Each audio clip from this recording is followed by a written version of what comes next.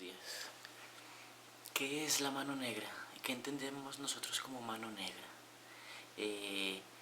Vamos a definirla como una presencia de ausentismo, es decir, como algo que se sabe que existe, pero que no se ve, que permanece en las sombras, pero que aún permaneciendo en las sombras, ordena, toma decisiones, controla la voluntad de otras personas. Digamos que la mano negra actúa como el titiritero, que como se sabe maneja títeres. En la ciencia política, digamos, la mano negra va a operar como el autor intelectual, como aquel que ordena, como aquel que paga y manda a otros a que hagan el trabajo sucio, ¿sí? Es decir, en la ciencia política y en las relaciones políticas, el poder no solamente actúa de forma visible, sino que actúa de forma invisible, ¿sí? Lo escondido, lo oculto, lo improbable. En términos, digamos, muy violentos y en el mundo, digamos, de la ilegalidad, la mano negra va a ser aquel sujeto poderoso que va a ordenar una acción ilegal, pero que no se va a untar las manos, no se va a ver inmerso en ninguna investigación, ¿sí? Digamos que la mano negra es el autor intelectual, ¿sí? Si hay un autor intelectual, pues obviamente vamos a encontrar un autor material, un autor que se ve, que aprieta el gatillo, que asesina, que ejerce el acto delictivo. Ese va a ser el chivo expiatorio. Entonces, en las relaciones de poder de los gobiernos, de las ideologías, de las dictaduras, vamos a encontrar los dos niveles, ¿no? Un nivel intelectual, de aquel que ordena, que va a ser la mano negra, y un nivel material, de aquel que ejecuta, que va a ser el chivo expiatorio, ¿sí? El que va a ser expuesto y visto a la luz, el que va a ser encarcelado, el que va a ser juzgado, el que va a ser sacrificado. ¿Para qué va a ser sacrificado? Para mantener un estado de cosas, para mantener unas relaciones de poder existentes, ¿sí? Esto lo vamos a comprender a partir de varios ejemplos que vamos a ir siguiendo en distintas épocas para comprender que la impunidad de aquel autor intelectual no es vista como un error del sistema, como un error del poder, sino que la impunidad es una estrategia de gobierno. Las ideologías, las dictaduras, los gobiernos totalitarios, o aún en la misma democracia capitalista, digamos las grandes burguesías, las multinacionales, utilizan métodos de impunidad, es decir, utilizan el crimen, utilizan el delito para proteger sus privilegios, para proteger sus relaciones de poder, ¿sí? Es decir, la impunidad la vamos a comprender nosotros como una estrategia de gobierno, una estrategia de gobierno que ha sido utilizada históricamente por unos grupos dominantes, por unos sectores económicos y políticos, que va a garantizarles la permanencia en el poder. Entonces la impunidad no va a ser algo anómalo, no va a ser algo extraño al sistema, sino va a ser una estrategia política. La estrategia política utiliza la impunidad para protegerse a sí mismo, ¿sí? Para que el gobernante, para que el dictador, para que el grupo político, para que el grupo económico logre sus propósitos, echa mano entonces de la impunidad. Pero para utilizar la impunidad necesitan de alguien que ejecute el acto delictivo, necesitan de alguien que sea sacrificable. Esto, digamos, hay un vocablo latino que va a ser el homo sacer, homo, hombre, sacer, sagrado, pero también tiene una segunda acepción que es sacrificio. Entonces aquel hombre que es sacrificado, aquel hombre que es expuesto a la luz, ejerciendo el acto delictivo, digamos el que se ensucia las manos, ese va a ser el chivo expiatorio, ¿sí? El cuerpo sacrificable para mantener unas relaciones de poder y para evitar una transformación, digamos, del sistema. Bien, podemos utilizar un ejemplo muy concreto con el asesinato sistemático de líderes sociales en Colombia en los últimos 3 o 4 años, ¿sí? Los líderes sociales son aquellas subjetividades, aquellas personas que denuncian arbitrariedades, que denuncian violaciones de derechos humanos, que están atentos y han identificado patrones de abusos de poder, que ponen en riesgo a las comunidades, que ponen en riesgo, digamos, a los recursos naturales, ¿sí? Que hacen visibles una privatización de los derechos.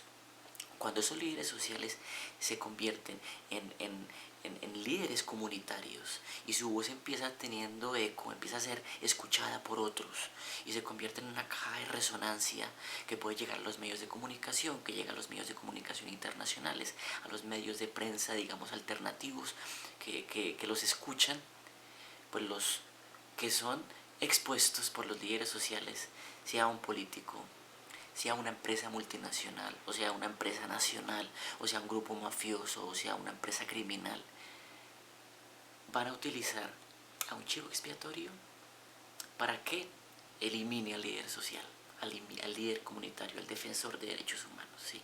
Y para hacer eso utilizan a un chivo expiatorio. Puede ser un sicario, ¿sí? Puede ser alguien amenazado, sobornado, chantajeado para que lo haga, ¿sí? Pero va a ser alguien que va a ser visto, que va a ser puesto en peligro. Sobre ese sujeto, chivo expiatorio, es donde la policía y el ejército y las fuerzas de la justicia ponen su atención. Pero no ponen su atención en el que dio la orden. ¿Quién dio la orden? Ahí es donde hay un gran vacío, digamos, del sistema judicial. Bien, vamos a ver entonces algunos ejemplos de chivos expiatorios, de autores materiales que fueron expuestos a la luz por crímenes que cometieron, por actos delictivos que fueron condenados, pero que dejaron tras de sí misterios ocultos, pantanos de silencios, porque no se sabe quiénes fueron los autores intelectuales y hasta el día de hoy no se sabe quiénes fueron los autores intelectuales de aquellos crímenes. El primer caso es el de Leovigildo Galarza y Jesús Carvajal, quienes asesinaron el 15 de octubre de 1914 a Rafael Uribe Uribe. Rafael Uribe Uribe era un liberal, un general liberal que va a luchar en la guerra de los 1000 días contra los conservadores. Los liberales van a quedar derrotados, van a firmar la paz y Rafael Uribe Uribe va a entrar en la vida política civil, es decir, en el parlamento, como congresista, pero también va a tener cargos diplomáticos en algunos gobiernos conservadores, ¿no? Galarza y Carvajal eran unos carpinteros muy humildes que asesinaron con hachuela, un hacha pequeña, a Rafael Uribe Uribe en la Plaza de Bolívar. Rafael Uribe Uribe se dirigía hacia el Capitolio, ¿sí? Ese día había una sesión del Parlamento, del Congreso colombiano. Él va subiendo por las escaleras ahí en la Plaza de Bolívar y Galarza y Carvajal lo abordan y por medio de varios golpes lo van a asesinar. Galarza y Carvajal fueron capturados y Galarza y Carvajal jamás aceptaron los crímenes. Galarza dijo que habían actuado solos y que habían actuado solos porque Rafael Uribe Uribe, que en ese momento era un congresista, no representaba sus intereses, ¿no? Nos tiene fregados, dijeron ellos, dijo Galarza sobre Rafael Uribe Uribe. Carvajal no aceptó ni negó los cargos. Fueron condenados a 20 años de cárcel y a pagar una multa de 80.000 pesos de la época, ¿sí? Una de las máximas figuras del liberalismo en el siglo XX y en la historia republicana de Colombia fue asesinado por dos carpinteros humildes que estaban borrachos y que le atestaron varios golpes de hachuela a la entrada de la Plaza de Bolívar. ¿Quién dio la orden de matar a Rafael Uribe Uribe? ¿Quién contrató o quién utilizó a Galarza y a Carvajal, tipos humildes, tipos del pueblo, para que asesinaran a una personalidad política de la época? Hasta hoy no se sabe. Se han escrito muchos artículos, se han hecho muchas investigaciones, porque el misterio sigue vigente. El segundo ejemplo de chivo expiatorio es el de Juan Roa Sierra, quien a sus 26 años va a asesinar a Jorge Eliezer Gaitán cuando se disponía el caudillo liberal a ir a almorzar con unos compañeros. Gaitán, el viernes 9 de abril de 1948, baja por la oficina del edificio Agustín Nieto Caballero, séptima con 13, en el centro de Bogotá. Sale del edificio, va caminando y a los pocos metros de salir, por la espalda, Juan Roa Sierra le va a propinar varios disparos.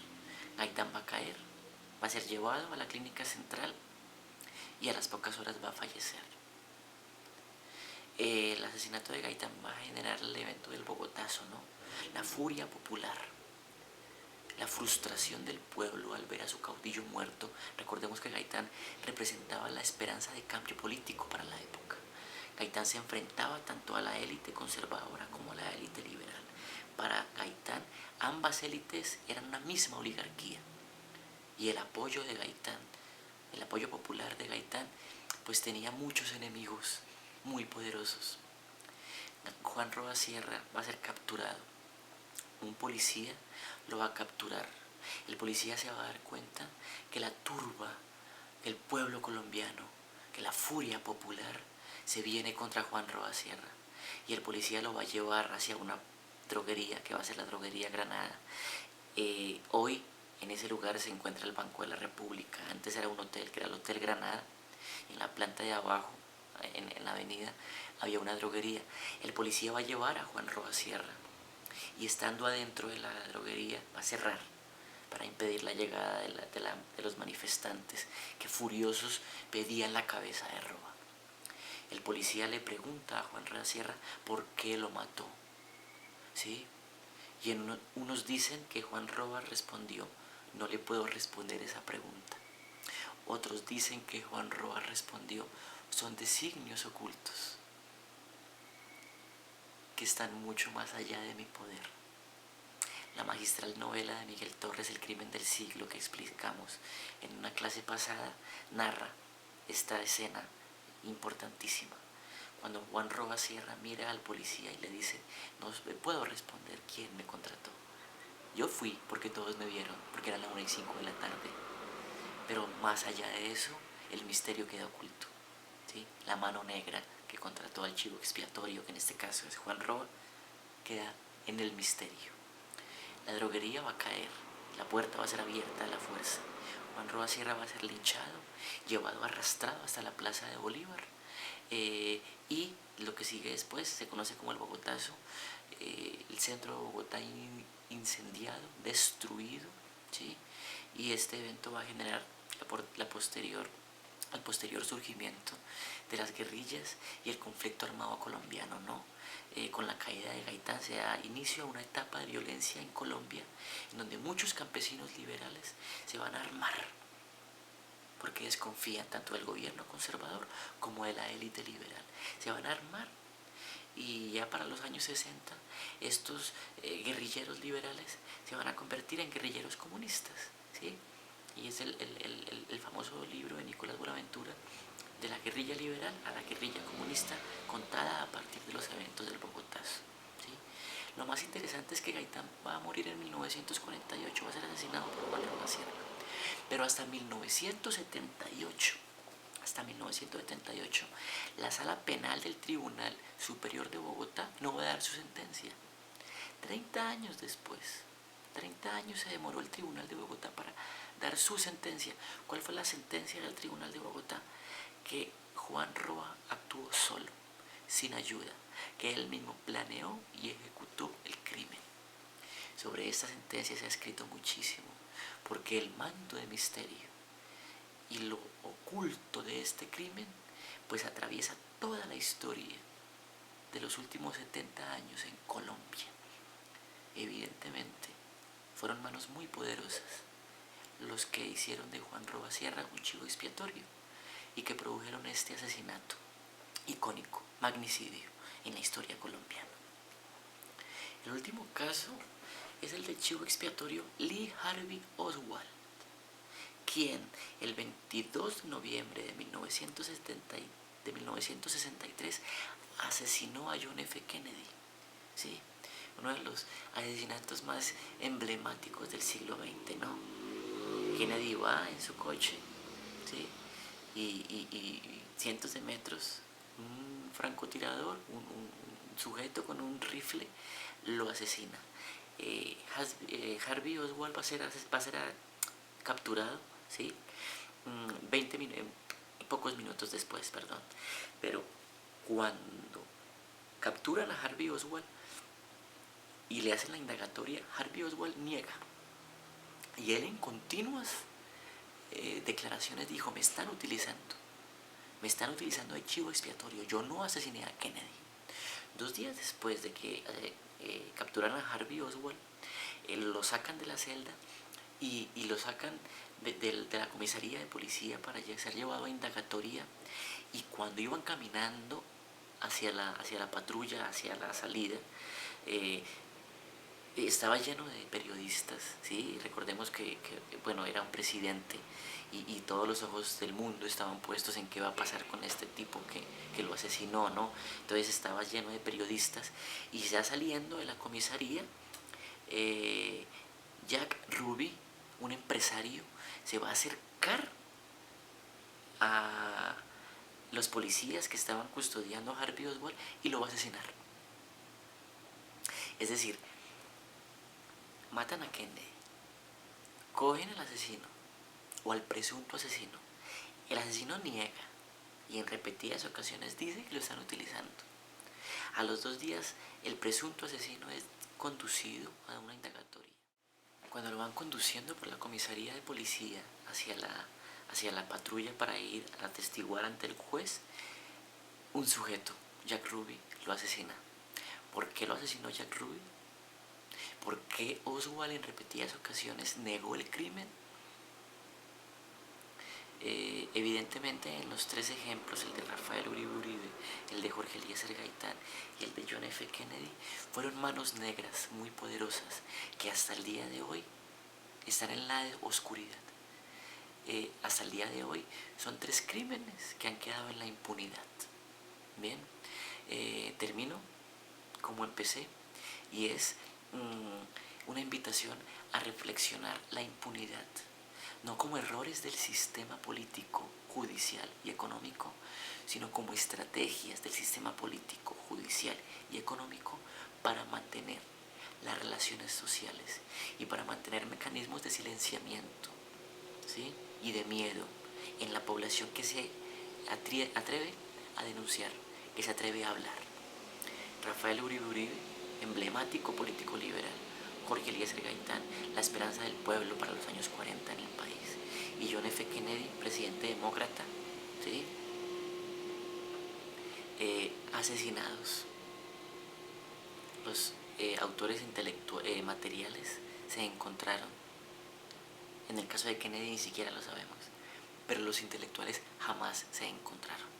Bien, la historia de la humanidad tiene a la impunidad y a los chivos expiatorios como grandes protagonistas. Y lo que sucede cuando revisamos la historia es que quedan tantas preguntas por responder, ¿sí? Frente a magnicidios, frente a atentados, frente a crímenes que se sabe no fueron producto de una subjetividad individual, de un tipo loco que decidió matar o hacer tal o cual cosa, sino que hay intereses ocultos, económicos, políticos, muy poderosos, que son los que ordenan, pagan, contratan, y que hasta el día de hoy no se conoce por qué ni quiénes son. Muchas gracias. Esta ciudad es la propiedad